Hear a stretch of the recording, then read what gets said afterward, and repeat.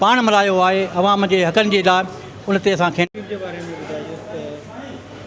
बिस्मिल्लाहिर्रहमानिर्रहीम। अॼु पाकिस्तान माशाल्लाह आउं त विराट प्रेस क्लब वारे खे मुबारकबाद ॾियां थो।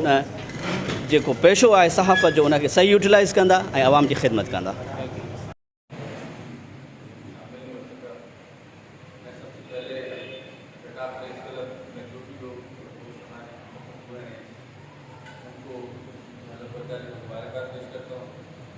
साथ साथ मैं उम्मीद करता हूँ कि जिस तरह माजी में आदमशुरीलो टीम ने बेदार और जिला मलिक के दीगर इलाकों के मसाइल को अपने मीडिया चैनल्स के ज़रिए या अखबार के ज़रिए उजागर किया है, तमाम मसाइल को आला इमाम तक पहुँचाया है।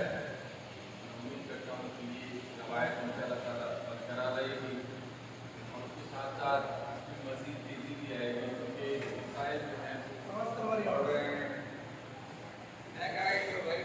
मसाइल कम नहीं हैं, मसाइल बहुत सारे हैं और मसाइल के हल करने के लिए हम जैसे लोग जो नजिस्तों पर बैठे हुए हैं उनके पास मसाइल कम हैं, मसाइल ज़्यादा हैं, मसाइल कम हैं और मजबूत तौर पर उनकी सहूलियात कमीशन के चेयरमैन साहब बहुत अच्छे तरीके से यहाँ